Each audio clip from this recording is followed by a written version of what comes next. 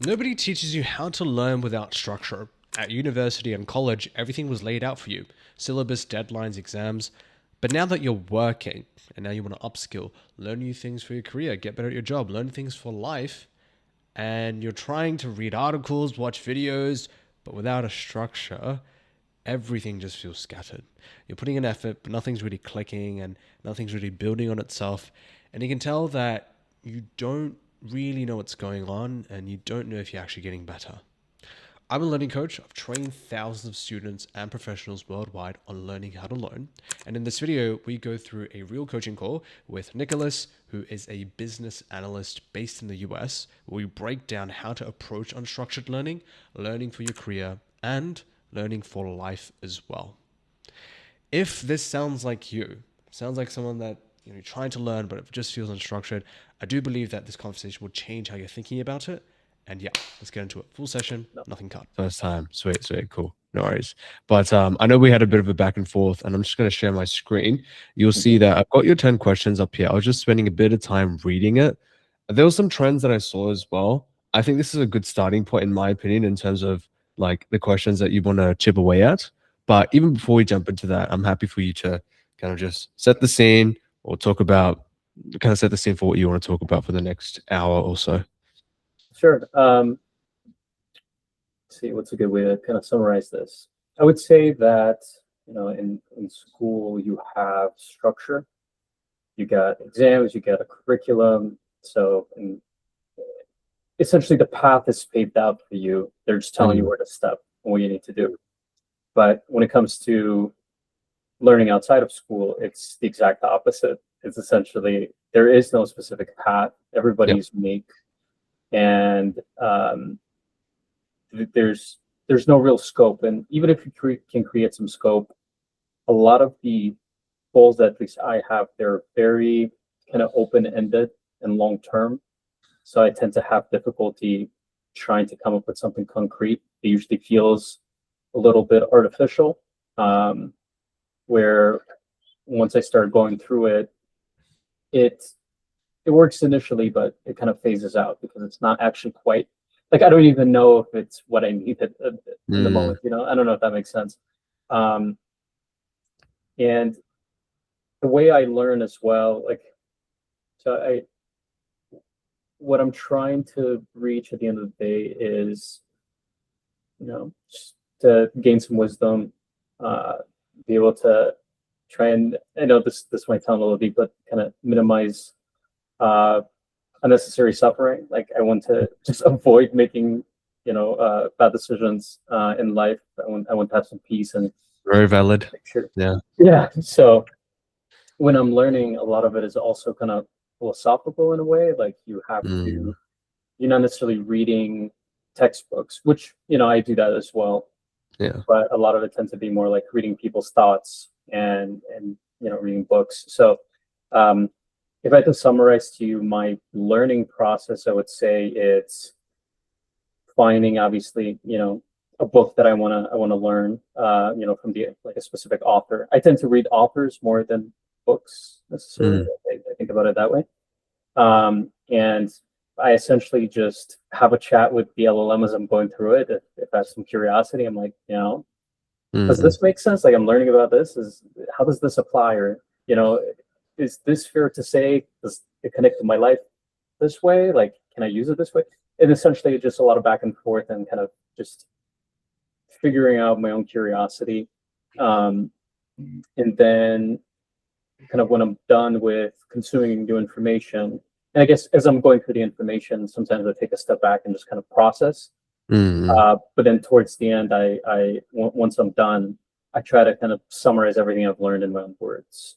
I teach it to like a student. Usually I'm just talking to the LLM, drawing a mind map as I'm doing that. Or if it's something that I can apply, try and apply in a situation. Unfortunately, most of the time that tends to not be the case. And it's tough because I can try and create like artificial situations where I can quote unquote apply something, but you don't have skin in the game. It's like it's not real. And so there's a missing aspect to it. yeah, but I would say that's essentially it. Well, that's useful. Tell me more about your context. I know you transitioned from like a structured learning environment to like an unstructured environment. So, yeah, what was that transition for you right now? Are you working? Is there a specific Yeah, job that you're hunting for, etc.? yeah. So I went to school for software engineering originally.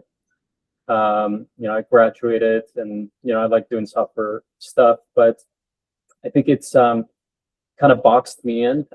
I come Mm, from my background before I went to school for software was in recruiting, which is like the opposite direction essentially. yeah, So it was like essentially like persuasion, sales, and communication.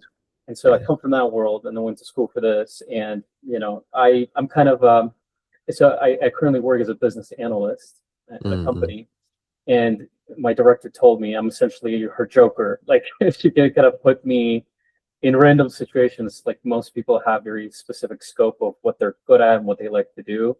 I'm kind of going everywhere. I'm kind of saying yes to everything.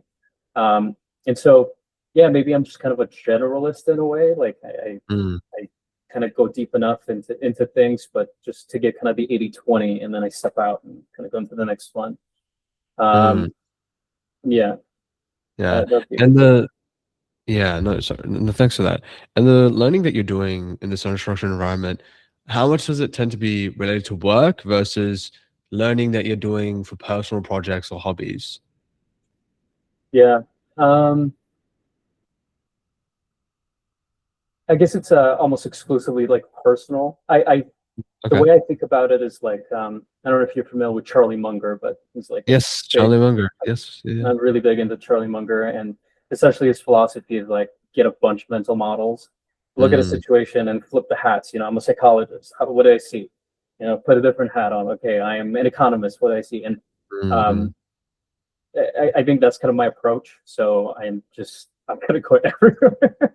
It's just Yeah. very tough to scope that in and to put in a box and to kind of direct it and be like, okay, I think I'm just missing a lot of certainty, and I think Mm, maybe that's part of the journey as well. But yeah. um, yeah, I'm not sure. No, no, that makes sense. Um, the question I'll ask you here is trying to understand your learning goal. I'll give you a quick example of this. For example, like back when you're doing software engineering, the Yeah, learning goal is like, let me get like a distinction, or let me pass, right? Or let me get like an average GPA of like a 4.0, for example, if yeah, it's like a perfect GPA they're aiming for. Obviously, in an yeah. unstructured learning environment where we're doing more self-learning, self-paced learning, etc. I mean, that's like way like you can set the boundaries anywhere you want, right? But I imagine you've done some thinking, and I agree with you. Like, I mean, for sure, uncertainty is part of that. So if I were to ask you the question, like, what would you say the goal is of like the self-learning that you've been doing recently at the like right now? Yeah. That's a good question. Um, so recently I've been reading this author. His name is Nassim Taleb. I don't know if you've heard of Nassim Taleb. Essentially, No. he was a trader. That was Mm, his job, and then he went back to school for statistics and probability. So um, connected it back into his work, and he's kind of a philosopher in a way. And he has mm, multiple books that I'm going through right now. It's there's Fooled by Randomness, there is Black Swan, there's Skin in the Game. I kind of used that a little bit in our conversation already, but essentially it's about the fact that we cannot predict the future, but what we can do is try and avoid ruin, and then let the law of large numbers and randomness to work in your favor as you take bets that are, they don't necessarily have that much of a downside, but the upside is open, and you just take many shots. And so that's kind of his philosophy. I'm learning that right now, and how do I apply it to my life? I'm not mm. sure. Just try to avoid ruin. I think as I was reading Charlie too, Charlie Munger uses the idea of inversion a lot, and so I think it's connected. So what he's doing is he's looking at a ruin and then flipping it, right? So he's Yeah, cutting that side off, that's and so right. I'm seeing those connections, and the interesting thing too is as I'm understanding these ideas more, my behavior changes automatically. Comes from Yeah. understanding, but there isn't like a specific thing that I can kind of aim for. Like, how do you Mm. like? what is judgment? Like, how do you know you're making good decisions? I mean, Yeah, yeah.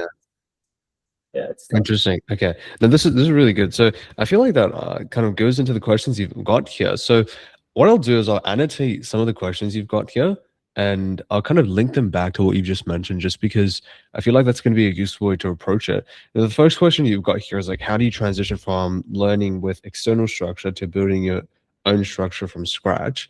And there's a few key terms that I'd like to give you here, just so it gives you terminology to use. I'm sure you're familiar with this as well, because I've kind of like dump the terminology into you as we're kind of calling. So the two bits of terminology that we have here is that we've got structured learning environments. So we just got structured, and then I'll just put LE there. And we've got unstructured learning environments. Just put LE there as well. And that's essentially what it is, right? The easiest way to say this is anything school, college, university, certification, all structured, right? And then, the bunch of self-help books that you bought, business books, that email that, your director sent saying like, hey, you should read this, all unstructured. Right? All of that's unstructured. Yeah, And another easy way to also think about this is the question that you ask to actually arrive like to to knowing what to know. So in an unstructured learning environment, the question is, what do I need to learn? And usually you are given what you need to learn. You've got an exam at the end, you've got a syllabus, etc. In unstructured learning environments, the question is not what do I need to learn necessarily, because again, as you would notice, it's like, well, I mean, I could apply it to anything. But the question is, what yeah, do I need to achieve? That's a different question, because in unstructured learning environments, the approach is what we call more top down. So people are actually more in control of what that end goal could look like. Some people could actually just cut the line there. So for example, some people might be like, like for the next 3 years, I just want to focus on like getting really, really good at AI and ML, for example. And I'm hoping by the end of that, I can start my own consultancy. And that's like a 3 year goal, like a relatively midterm, long-term ish goal, one could say. Another person's like, nope. For the next year, I just want to create YouTube videos on AI and ML. I want to post them on LinkedIn, and through that, I just want to develop like an audience, for example. And so those learning goals are slightly different, and started off with that question, like with what do I want to achieve? Whereas for structured learning environments, it's more so like, hey, it's bottom up. It's like, hey, Nickolas, like you got an exam in 3 months. See you there. You got to get an 80% or above, or you don't mhm, pass a unit, for example. mhm. So that's the way to approach that. Any thoughts so far? I don't want to keep going without kind of getting your Yeah, buy-in. yeah. I mean, I think maybe the right approach is kind of the middle ground of doing both, Mm, top mm. down and bottom up, because if you lack the bottom up in a lot of ways, you don't even know what you don't know in Yeah. terms of top down. Mm. Um, and I completely agree with you that it needs to be goal driven rather than just like learn psychology. Just gotta build bottom up. Yeah. Yeah. Um, yeah, I don't know. I feel like I had another thing to say. I just kind of forgot it. So what I tend to do is I try to have some sort of goal, but again, the feedback loops are just so long. I don't know. That's where I'm like sometimes I feel like I'm doing the right thing, but it doesn't feel like I'm doing the right thing. Yeah. Uh, Yeah. yeah, Tell me more about those feedback loops. yeah. I mean, so okay, let's say one of my goals is to understand how to make better decisions in life. Yeah. Okay, it's very open ended, and I like it's not like it's a math problem where like I mean you I guess you can do that, like you're given specific numbers and you're like, what would be a better decision here? But that's Yeah. not how life works. That's a lot more gray. And Mm. so I feel like manufacturing a situation to try and apply what I learned is a little like doesn't really make sense because it's not real. Like again, it feels like something is missing there. Like there is no real stakes involved. There is no emotions involved. There's you know what I Mm. mean. So like Mm. I can't do that. But then at the same time, I just have to kind of trust the process and just keep learning, keep thinking about it, keep processing, keep explaining what I'm understanding, try and see it in places in my life. And then eventually I do feel like, oh, I've noticed this kind of phase change of like, oh, now I understand this thing. Like that's been kind of my experience of like nothing, nothing, nothing, nothing, nothing, big change. A lot of epiphanies, a lot of like insights, then nothing, nothing, nothing, nothing, and then that happens again. But the middle path of like nothing, nothing happening, that's where I'm like, oh God, am I moving in the wrong direction? Am I missing something? Am I, Mm. and that's it's kind of a tough emotionally or Yeah. psychologically. Yeah. I actually have a question. You Yeah. said decision making was like a skill that you chose, right, for psychology. What does good decision making look like? Um, in my opinion, Mm. and again, we're getting a little philosophical here, but you know, life in a lot of ways is suffering. I mean, this is kind of deep. I don't know if you're gonna want this in a Let's do video. it. Let's do it. Let's do it.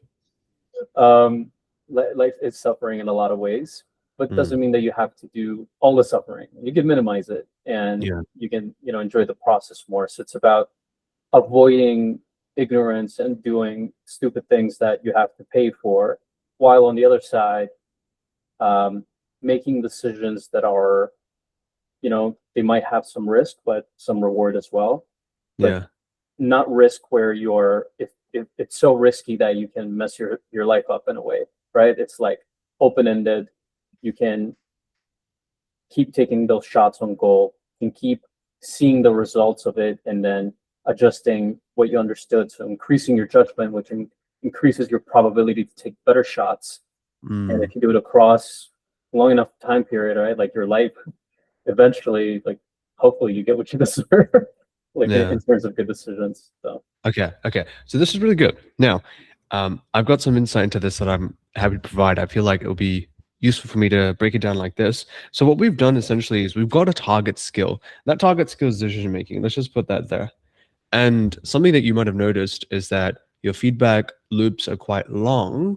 And the definition of success that you provided as well, you've got like a understanding, which is great. Like if it was like, oh, well, I guess good decision making just means it's good. It's like, well, that's not great. But you've yeah. got like an understanding of it.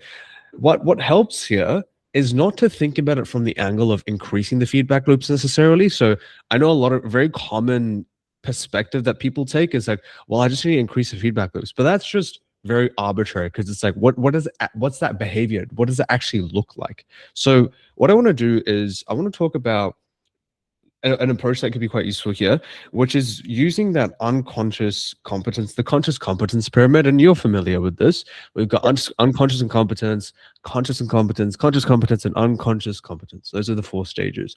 And essentially, what actually helps for most skills, especially when you're starting them, is to define what success looks like at each stage. Let's just use that math example because it's way easier than we'll apply to decision making. So, for that math example that you gave, that's great because if we take a look at it, success just means like getting it right. Like I would even argue probably at the early parts of unconscious incompetence. So if we actually just draw that out, so UI, CI, CC, UC for a math problem, and then we'll apply it to decision making. For UI, honestly, it might just be like to just figure out what equations are being talked about, figure out what the topic is, what concepts are being engaged here, get it wrong. Like get it wrong. Like we're actually accepting the fact that hey, we're new to this math problem. We're probably gonna get it wrong. And so that's what success looks like: getting it wrong, trying it out, learning a little bit more about the actual topic itself. And you can see that's quite important because a lot of people can actually interpret these as reasons they failed the math equation. And therefore, they make that preemptive, premature judgment that, hey, I should quit. Like, this is not for me, for example. And then if we go to conscious competence, what does that look So, like? Well, it looks like getting a bit faster. I think you want to say something? yeah, I did want to say Yeah. something. I hope that's Go okay. for it. Yeah. I Yeah. just want to see if I'm understanding correctly. So essentially, unconscious incompetence, the first step there is not to figure out how to do something right, it's to figure out what not to do. Yeah, precise. Is Like that a good way to learning think of it? about yeah, it's like learning about the rules of it. So for something like decision making, something that I learned because I've studied a little bit. I'm sure you might be familiar with this. For decision making, good decision making is not contingent on the outcome. This is actually a universal law that has been established. I'm sure you're familiar.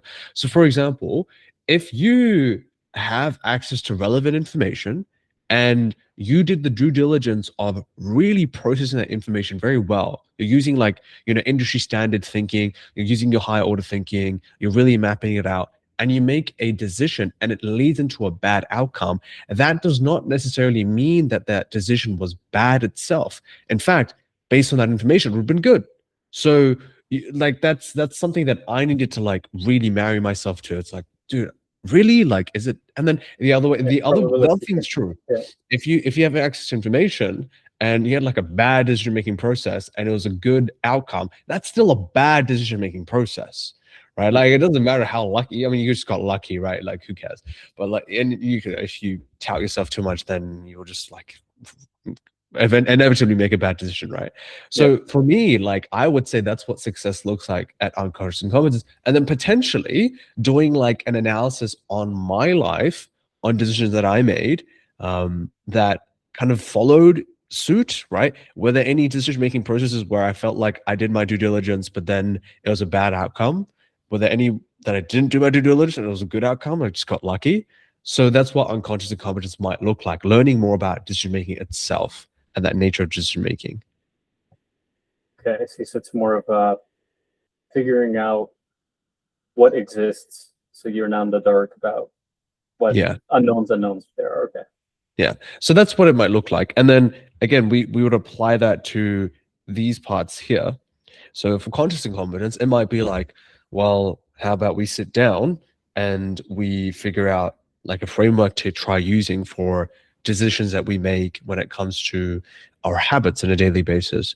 Or if you're a decision maker at work, it might be like, cool, I need to decide, because as a product manager, for example, I need to decide what platform we're going to use for developing this new product. So I'm going to try upgrading my decision making process there. Maybe you're very mental with it, or like just quite unconscious and you kind of go on vibes, but you want to actually actualize that and make it more formal. So that might be like a next kind of definition of success.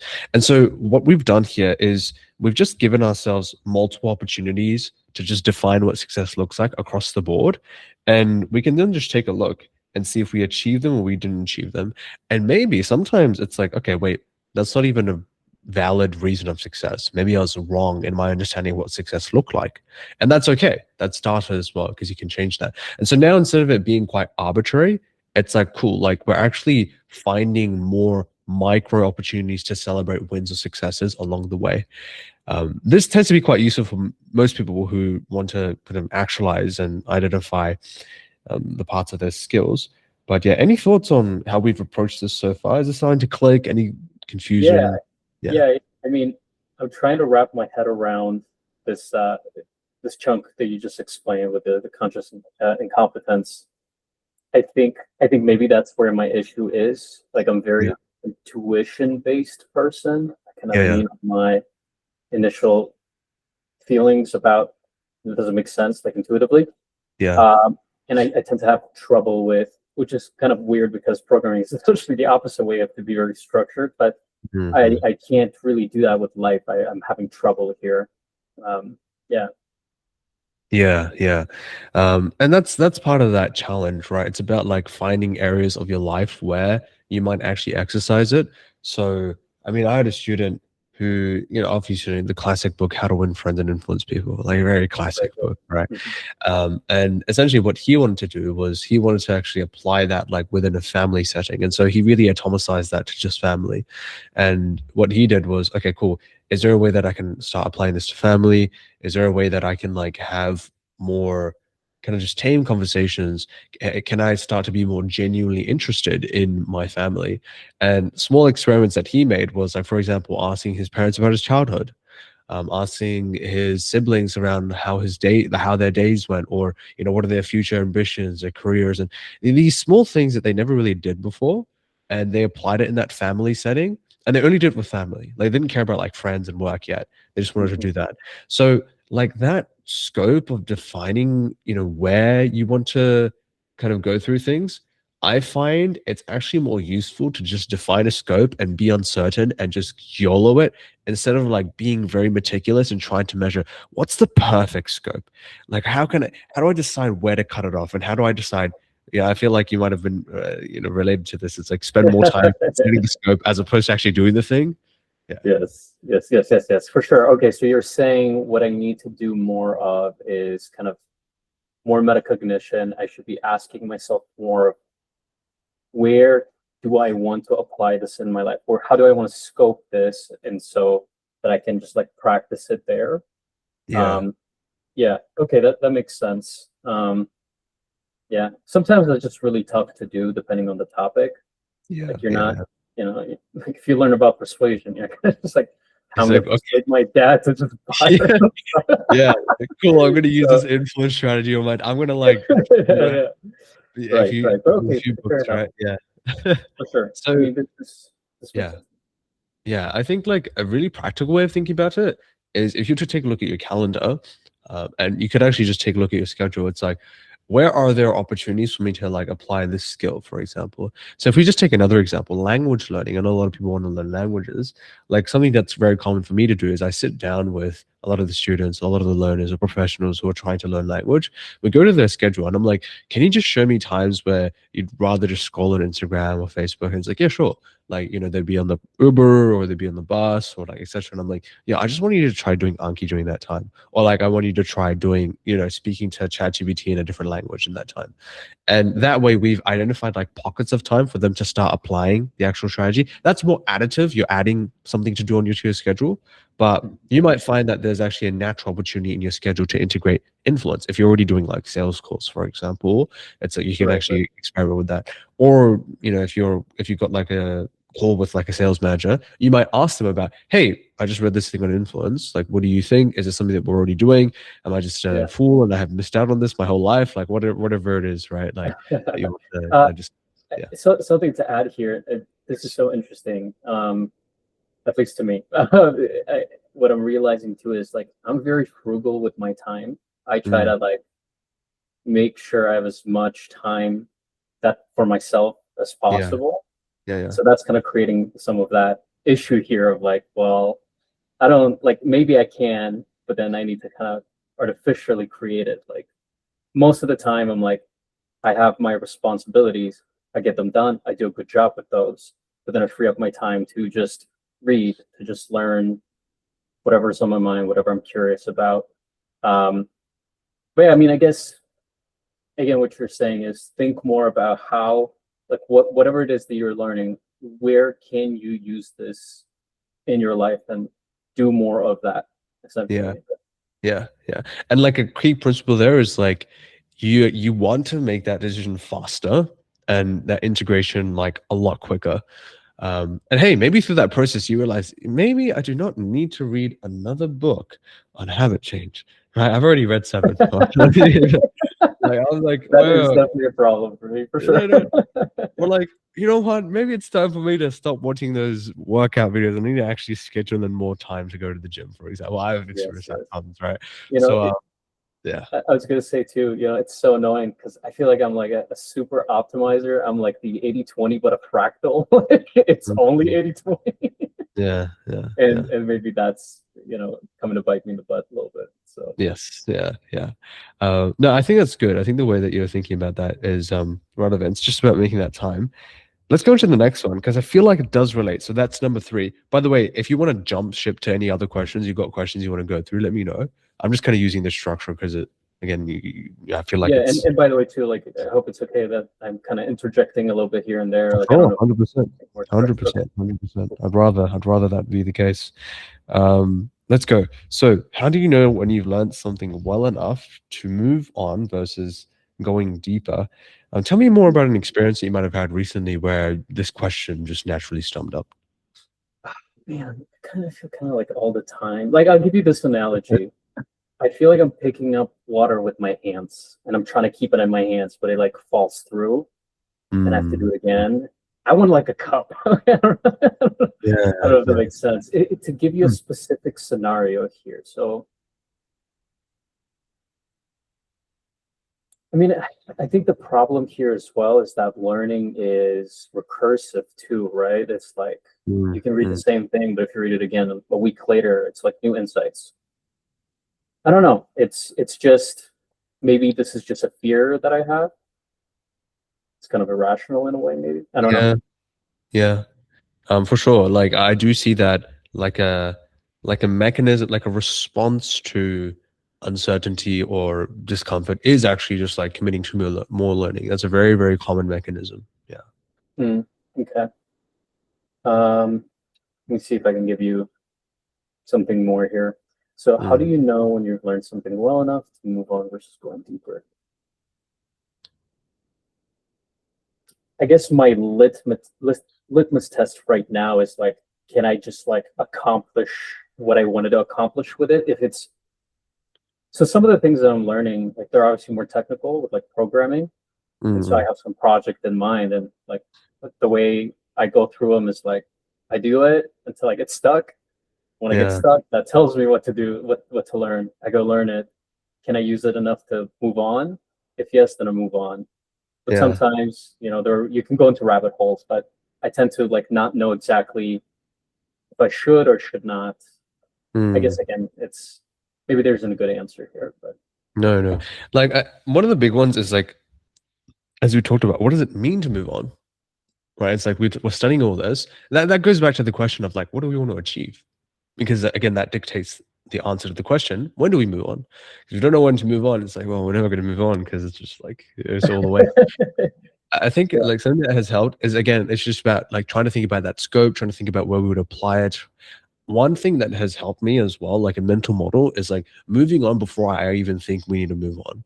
So that's been very uncomfortable, but it's been very useful. So it's easier to talk about it in a structured learning environment. So, when you're actually learning about a certain topic through encoding, you probably do your mind maps, you apply the process that you've already learned so far, Mhm. etc. To move on to something like retrieval practice, right? The SIR, etc. Spatially retrieval. Like what's happening here is a lot of people kind of do the opposite. They're like, let me get really comfortable with like developing the schema and this mind, then I'll move on. But it's like, no, no, no, no. You actually want to move on earlier because that retrieval practice itself is very valuable feedback to see whether or not the way that you're actually encoding actually matches your retrieval needs. In an unstructured learning environment, it's quite similar as well. It's like you're learning about a certain model, go apply it, go interleave it from a different angle, because that interleaving is actually very valuable learning in itself. And it's feedback. It's like, are you ready to apply it in this situation? Did you learn something new about like a fundamental shift that you need to make in that structure that you initially created? It's very low risk to move on, I find, like most of the time. Very rarely is there ever a position where someone would have like a massive consequence, like a massive, massive consequence if they didn't like move on to the retrieval practice or interleave that knowledge a lot sooner. Very rarely. Mhm. I Mhm. don't think I've ever. I might have only met one person who had like critical documentation to read. They're like a nuclear engineer, so I'm like, okay, yeah, you read that. Oh yeah. Like you read that, and bring your documentation when you're doing like, when you're developing like these software. I'm like, I do not want to be responsible for a nuclear meltdown. Yeah, Yeah, that makes sense. Yeah, I guess it makes a lot of sense, but it's also the more difficult thing to do. But yes. yeah. So I guess that's like my kind of brain dump on that. Let's go to the next one. How do you practice spaced repetition retrieval when there's no deadline or exam to anchor it to? So I feel like you're getting some ideas. Tell me more. Like, how have you tried applying this? Yeah, this is where I'm kind of like I have no idea. I'm kind of Mm, lost here. mhm. Uh like okay, let's say I learned a topic that, you know, that helps you with better decision making and I like it and I want to use it and I go ahead and try and teach it to my wife, who is like usually like, leave me alone. I don't want to learn this. I just force her to, or I go share it with my family, or I talk to a friend, or I'm mind mapping, or I would do that occasionally. And sometimes a lot of these ideas kind of build on top of each other, so there is some of that naturally, but I don't have any like, okay, it's been 2 weeks, I should come back to this, or I don't have the learn it today, learn it in a couple of days again, learn it at the end of the week, learn it at Yeah. the end of the month. Yeah, I don't really have a specific No, sequencing. I'll give you some really good news, which is awesome. When it comes to unstructured learning environments, I'm not sure if you've heard about this term, but we call this term natural interleaving. So essentially, what that means is that when you learn a lot of these more broad kind of skills, for example, because again, if you've done that scoping process correctly and you've tried like identifying areas in your life to actually apply it, you do not need to do that 1 day, 1 week, 1 month. Like you actually just do not need to schedule it because you're already finding time to apply it. And like a very, very common example here is going to be something like even coding as well, where if you're already working on a project or if you're like doing an analysis of a certain company and there's a new software that you need to use or like a new like analytic tool that you've never used before because this company has like this data structure in a different way, like you do not need to read that documentation and then go to the documentation like, cool, I've just like done a quick mind map on it. Wait, let me go to my calendar one day, 1 year. And it's like, no, you don't need to do that. It's like after you read that documentation, you're going to start on that project, right? Within like the work that you're doing. And for the whole next week, like the only thing that you're reporting on during stand up is like, hey, I'm using this tool. It's like you're getting all that interleaving. All of that's interleaving. All of that is spacing. And then maybe like 3 weeks down the line, you have to do a presentation for the actual company. That's also an interleaving opportunity. So I see that most people do not need to necessarily structure it in that way where it's like 1 day, 1 month. The only time it is useful is when people use it as like a trigger on their calendar, as a reminder to be like, have I actually recently used this knowledge? And from that, they can actually make a decision. I guess it goes back to decisions at the end of the day. So it's like, if I see that it's been 1 month that's passed since I've actually like evaluated influence psychology, do I like technically, do I need this? Do I want to make time for this? Or is it irrelevant because I just haven't had to use it for a month? And if it's irrelevant, it's like, cool, Right. let me get rid of Yeah. it. So, Let me just replace my so learning. Yeah. yeah, definitely. So I do think it's like there is some benefit to having some sort of kind of time frame to revisit topics, but it shouldn't be like super structured. Because usually, like honestly, I'll this is from my own experience.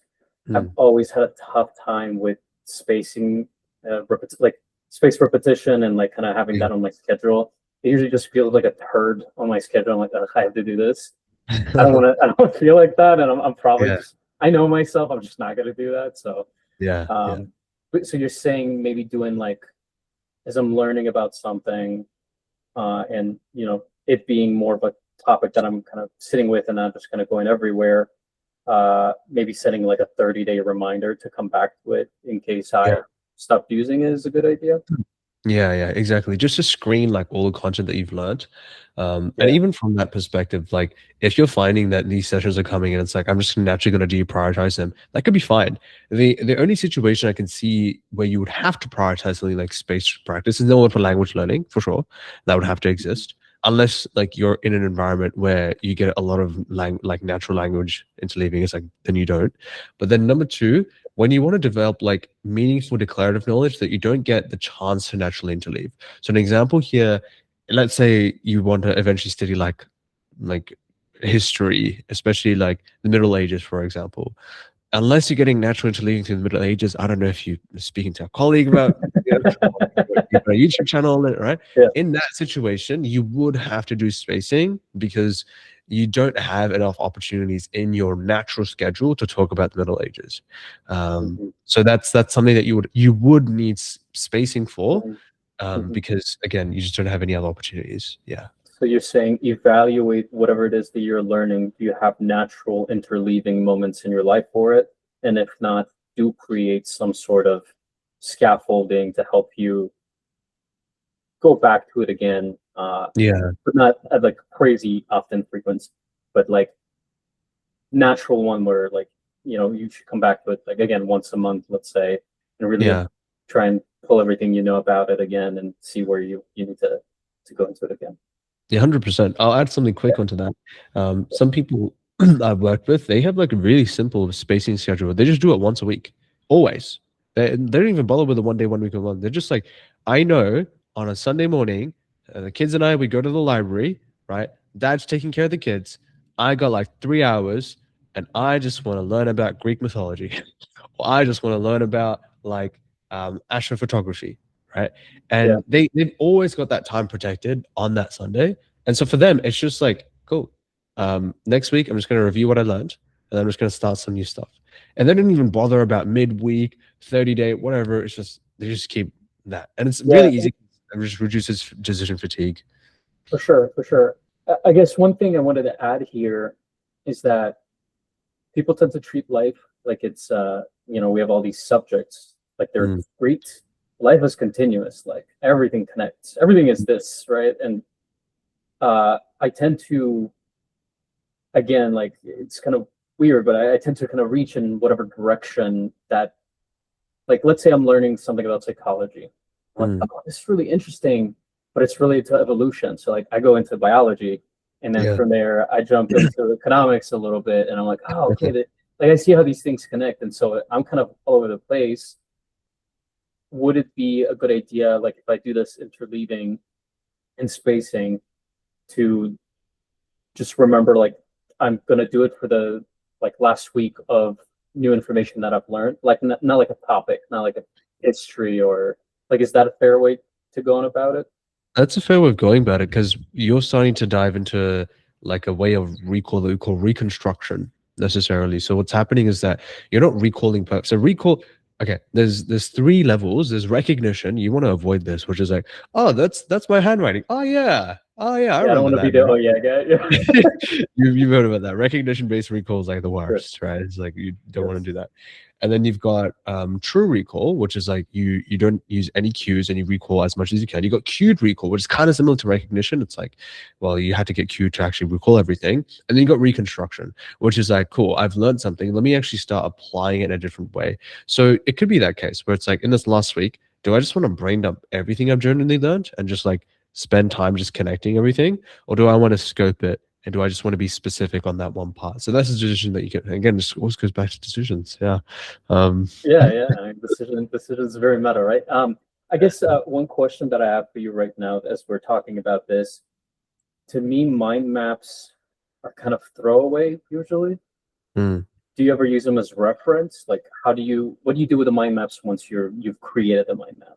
Do you do yeah. anything with them? So in terms of this, like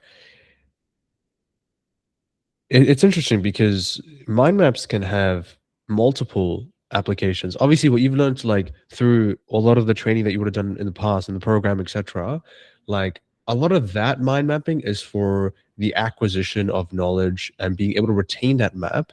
But then also that gives like a level of mastery as well, that map itself. It's the quickest way to get that snowball effect of learning going. And so initially your process of using those maps is to use the map as a way to think about information, but also retain the actual map as well. So that's generally what you've learned in terms of a technique so far. And then eventually, 100%, this map can then become like a living document that you just have as reference. And it's something that just continuously evolves. So, an example of a mind map that I have that's just continuously evolving is a mind map that I have on classical text and Arabic mythology. Like I've been studying this for a Oh, few years now. interesting. Okay. And what's happening is that this mind map, it's just been like if you just imagine like a radiating circle, it's just like slowly just like Hmm. slowly getting bigger and like in one direction it's just moving, right? Because I'm controlling my order, I'm It's like kind of deciding. alive. Yeah. Yeah. And then Yeah. another control, it's going there. And I mean it's not a special thing, but this map is like quite longitudinal and it's like representative of all the progress that I've made. And what's really great is like I'm able to recall that like very well, like very, very well. And that's like a few years worth of like study as well. And that's very useful to have. So it's both like a representation of like, cool, let me just add things there, but then also like notes that I can recall that I have quite high retention and even depth of understanding of. Yeah. I don't know if that And answers this question, but yeah. yeah, no, this is good. I mean, some of these questions, they're just difficult to Mm, answer, period. Um, yeah. so do you ever like, so some mind maps I've created before, I've reached the point where like, I've built a mind map. So even though they're big, I'm like, what was this one thing over here? And like, da-da, and I just find it really quick because like Yeah. I made it. Yeah. That's nice sometimes, but I don't know, like yeah, again, most of the time, like I don't know if I can utilize my mind maps better, but most of the time it's Mm, just like, okay, what do I know? I'm trying to retrieve it, I'm fully recalling it, and I'm just like, I'm putting it out there. The mind map might not even quite be a good mind map, but as I'm yeah. retrieving the information, I'm just connecting these, like, reconnecting the ideas again. Yeah. Like, why is this important? And then they're just nothing. I just toss them. Do you ever Yeah. do something with them? Yeah. So that goes into like another part, right? Like there are certain techniques that you would use in a mind map that you would gear for retention. So a strategy like chunking, 100%. I mean, that's kind of like for retention. A strategy like inquiry-based learning, finding relationships, cleaning up the map, making sure that there's a clear like structure, clear 3 to 4 main ideas. All of those parts is to like gear for retention. But then you might find like, I actually don't want to do that.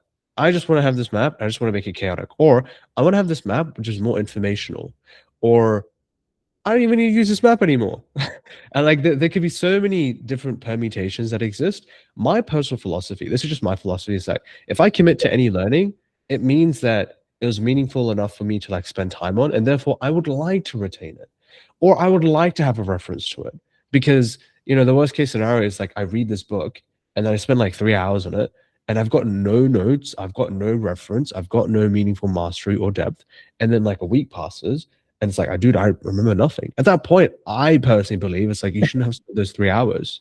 So Yeah. I'd Okay. rather just in those 3 hours, I'd just rather get some structure, even if it's not super, super retainable. If I have like my app, I've got Concepts app open or like Miro, whatever I'm using, I just want to create that tab and I just want to have that information there. So if I do revisit it, at least I have something. It's better than nothing. That's my philosophy anyway, in terms of like Yeah. learning and Yeah. like, wasting spending your time. Yeah. For sure. I mean, and I'll give you a little bit of kind of my philosophy here as well. Like for Mhm. me, if I'm learning something, it's to use it. It's not to just like know. Yeah. Yeah. I mean, there's room for that too, because sometimes you just need to know to be Yes. able to even act. But most of the time, like I'm a very pragmatic person. Like if I learn something, I want to. It's because I want to do something with it. I want to accomplish something with it. Uh, Yeah. so you're saying essentially, don't delete them, keep them, and then maybe start putting them in buckets so you can revisit those in the future if you ever want to. If you ever want to. And hey, I would still say it is a reasonable like path to take if you just want to delete it. If it just makes sense, it's like, yeah, I did the learning. It was cool and all, but like, yeah, I just don't really like this, or like it's just not really relevant. That's fine. That's part of the process. In that situation, it is okay to just delete the mind map. That's Yeah, like definitely like a path that you can take. I love that you mentioned the pragmatism, just on yeah, that note, because yeah, I know the other school of people who are just like, I just want to know. I don't care, and they're studying the craziest topics, right? They're going to yes, Wikipedia and they'll like random article. I'm like, hey man, you do you. They're like, yeah, like I'm already busy and like I kind of already kind of know everything that I want to know. I just want to learn for fun. It's like, okay, yeah, yes, definitely. I mean, people are, the older I'm getting, the more I'm like, people are very different from one another. Yeah, we're very similar in a lot of ways, but we are very different. yeah. Um, what did I want to say? I wanted to say, honestly, I kind of forgot. It's kind of a good point, but it's okay. If it's important, we'll come back. No, of course. Let's go. So let's go through 5 and 6. I think for 6, we kind of talked about it for a little bit. Yeah, how do you Oh yeah, close the sorry. deal session? I'm You sorry to remembered cut it? you off. I remembered it. Let's go. I think this all comes down to, again, it's just being okay with uncertainty. I feel like that's where a lot of my issue lies. I mean, I'm like wishing and trying to grasp for some certainty, and I think Yeah. that it's built into us as human beings. Is like you need certainty to Mhm. feel okay, and it's just being okay without it. Because as you were saying, I mean, we're now in a territory where it is kind of philosophy and opinions, and it's good to know a lot of different perspectives, but there is no right answer. There's like one right answer, right? Uh, yeah, just wanted to add that because as you were saying what you were saying, I'm like, okay, that's a good point, but it depends on the situation, like specifically, on whatever the circumstances you're in, is to make a better decision. Then, like, what is the exact thing I should do here? Mm-mm. This reminds me of like what you're mentioning, like a quote. It's in the context of business, but I managed to apply it in this situation that we just talked about. So, um, what was a quote? Um, by the way, are you still there? I'm not sure. Hang on. Yeah, yeah, I'm Did here. I think my you're my monitor just like froze. Okay, this is good. yeah. So like it reminded me of this quote. It was by Sharon. It's a guy that I follow, and what he said was that when you wait until there's 70% of information to make a decision, it's already too late. He talks Yeah. about it in the context of business because, Yeah. obviously, like, this is in the market, etc. And I wanted to understand, why is that the case? It's not only from like an opportunity cost perspective, like, you've waited until this certainty and therefore everyone has already capitalized the opportunity and therefore there's just no pie left because it's just very minimal. You're going to be riding like the end of the wave. But I did find it to be more from the case of like the uncertainty causes like a paralysis state. It Mhm. causes, this position where you're prolonging the period of like unnecessary learning, suffering, I guess you could say, in the situation where it's like Mhm. you could move on to that state of a different state of applying the information, of actually making a decision and thriving in that uncertainty. Yeah, I think it's strange because you get a lot of people saying like you should be uncomfortable with uncertainty, but then in the face of uncertainty, it's like, dude, this sucks. Like this is Yeah, bro, for sure. move forward. Yeah, yeah. Is Sharon? Is he the one that is new with the Hormozis? Is that who we're Yes, talking yes, about? yes. Yes, yes, yeah, Sharon from acquisition.com. Yes, yeah, yeah. He's yes, got great stuff. Yeah, I really like his content. I for keep a sure. close eye to it. Yeah, yeah. Nice. Haven't seen his content as much. I'll definitely check it out. No, for Um, sure. yeah, yeah, yeah, yeah. So you were saying it is the game here, the skill here is to learn the not necessarily just techniques, but the skills that allow you to thrive in uncertainty is what Mm. you're really aiming for. Am I getting that right? Or Yeah, like your response to uncertainty and how you retrain that response, and the inner self-talk that you have, but also like the pragmatic toolkit that you have to navigate that. So I guess it goes back to what you mentioned for like from Charlie Munger, like having those different mental models like to approach uncertainty, and trying to read into like what uncertainty is, because sometimes uncertainty is actually a really good cue to, for example, like there's a really good one. Um, that Justin mentioned once. He mentioned that anytime like you think about a certain decision or a certain process as black and white, you should actually use that as data to suggest that you probably don't know as much as you thought you know about a certain Mhm. thing, right? So like an example was like when it comes to like working with a lot of students and a lot of professionals, if he was like something that I kind of fall into is, it's only 5 minutes into the conversation, I'm like, cool, I got a diagnosis. I know exactly what the problem is. It has to be this, right? And then he's like, dude, like, how are you going to come to that conclusion in 5 minutes? Do you not realize that so many things are multifaceted, multifactorial? It's always gray. It's never like black and white. It's always gray. And For so, sure. like, that has actually been very useful because I would actually say, like, a sense of certainty I use as a cue to be like, nope, there's no way it can be certain. I am uncertain now.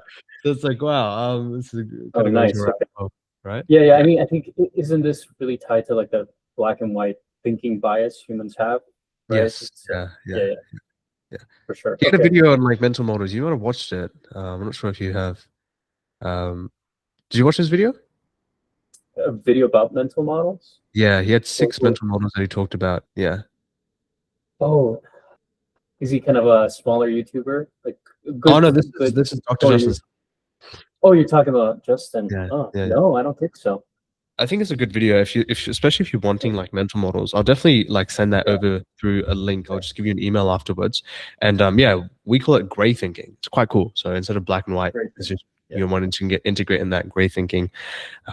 Yeah. So Okay. let's quickly go through these. I know we've got just a few more minutes. So for Mhm. 6, how do you close the feedback loop when the results of your learning might not show for years? In that situation, it's about just defining that success and trying to like commit to learning where you are able to see results in some way, shape, or form. Because I would actually argue it's quite high risk to commit to a learning process where the results might not show for years. Right.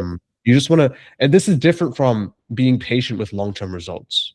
It's a bit different in my opinion because long-term results and those are like compounding effects that happen over time. But I would even argue if you're sensitive enough, you will be able to like see that compounding even in the early stages.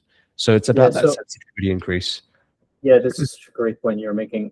I guess a good way to describe this is like, okay, I understand the idea here of like, it's -30 and you have an ice cube, then it's -25, -20, -15, Mm, and nothing really changing, but it is yeah, changing.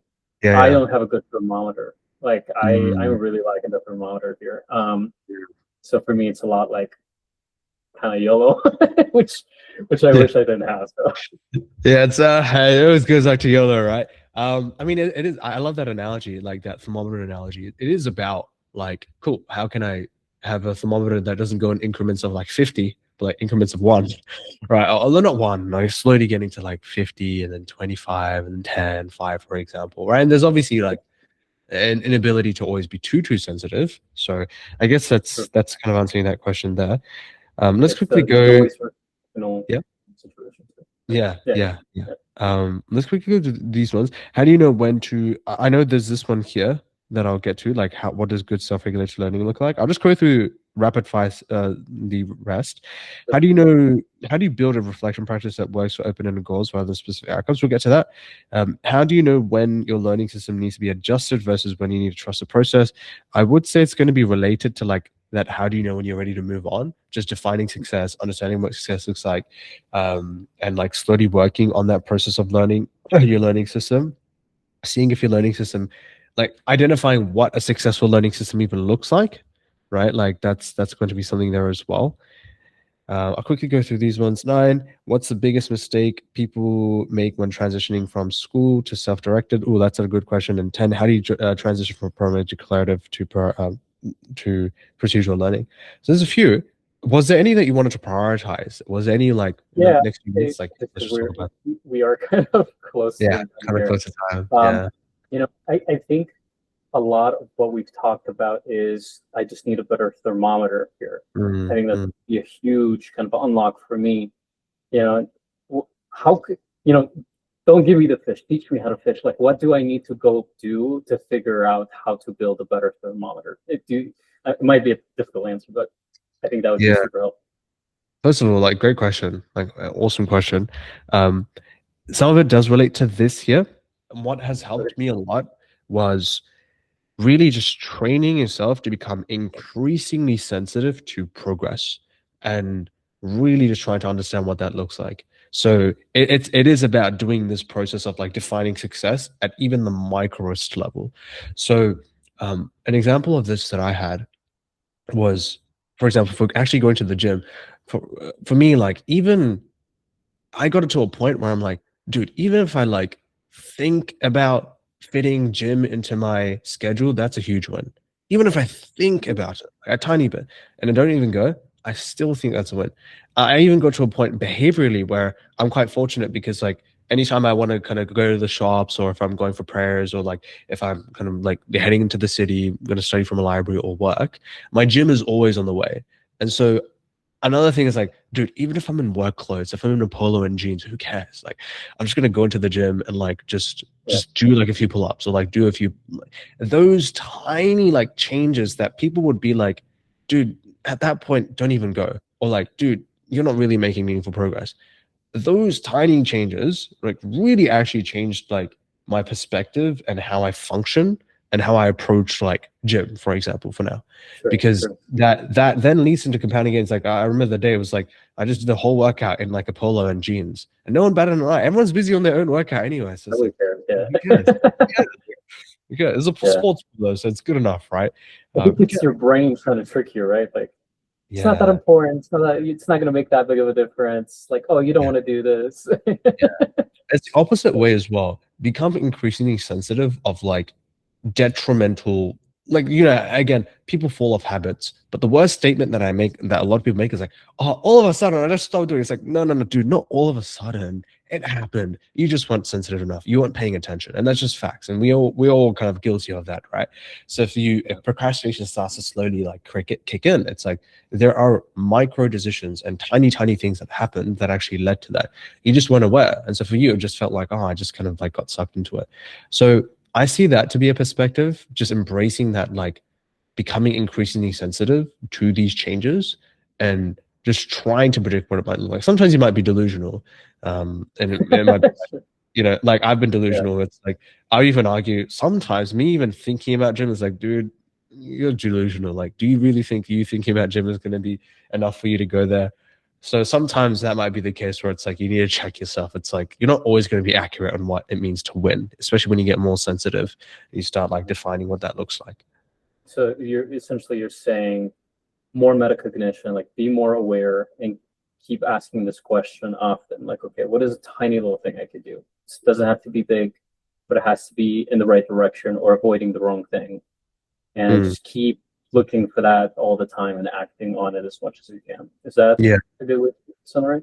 100%. And like another principle here is like it should be so silly. Like the amount that you're atomicizing things, it should be like silly. It should be like crazy. So for example, what's like a good example here? Like for example, like picking up your phone. That's something there. But something that I was able to like granularize it to was like, dude, when it hits like 1 p.m. and like I like my body just there's a tiny bit of hunger that my body strikes. I feel like it just strikes my brain, and my brain just automatically like looks to the kitchen counter. And when I look at the kitchen counter, that's enough for me to turn my chair around and walk to my bedroom to go get my phone and then eat. So that's like, dude, you're delusional. But I'm like, okay, I have this whiteboard and I actually use it as a barricade. I've got this heater as well. So call me crazy, but that barricade actually really helped because it's like, dude, I can't actually exit my desk. Sure. Maybe I actually don't need my phone. And people be like, you're delusional. Why would you trap yourself? It's like, well, I helped. It worked. I wasn't putting my phone in another room because, hey, I'll just go to the other room. So it's Right? finding that keystone decision that kind of it's the snowball effect from there. If you can catch yourself in Yeah, those, you're stopping that whole thing yeah, happening. Okay, yeah. makes When I sense. used to live back at home, like I remember like me like diving into my bed. So I had my desk and I had like my bed behind me. Like I would just like turn my chair around and I'd dive into my bed. And that's enough for me to like lay down there and be like, yeah, you know what? I think I worked hard enough. And then I'll just go into the room and just eat food and just watch TV. And so like I bought like a room divider. So I had no option to dive into my bed. And that was my favorite part of the day, just diving there and just like, Yeah, environmental optimization for sure has been a big unlock for me too. yeah. It's set it ahead of time and then you just don't have a choice, which is super nice. Okay, Yeah. That's right. sounds good. That's everything here. I do have to jump. I do have a Yes. little bit more time. So, was there anything else that you want to conclude with in terms of like these questions that we've asked today? No, I think you really illuminated to me that I need to think more, like I need to scope in what I'm learning and try and really apply it to my life. I just need to think about that more and make Mm. it happen. It's still tough, but I just need to do it more often rather than just kind of give up because I'm like, it's just it doesn't make sense. Yeah, yeah, yeah, And then yeah, just being more aware of like small decisions towards those things and against those things. So yeah, yeah, awesome. yeah. No, I'm glad. I'm glad that helped. I think that's going to be like a small unlock for you, hopefully. And then like as you become more comfortable with that uncertainty of the scope, that gives you like a clearer kind of path to kind of move forward to. So no, I'm glad. That sounds Yeah, like thank yeah, I you. really like this conversation. Thanks for like your input and thanks Yeah. for all your angles. I loved like learning more about your philosophy and like what drives you, especially that angle of like not suffering. That's actually a very underrated angle in my opinion. People are not focusing on it too much. Um, but we'll leave it at there. If you enjoyed this video and you want to have a conversation with me, you can apply in the link. It's free, where I try sitting down with 1 or 2 learners a week, have a conversation about their learning goals, their challenges, their system, and try designing some solutions. So take a look at the link below. It's in the description, and you'll be able to apply to have a one-on-one chat. Looking forward to seeing you on a call.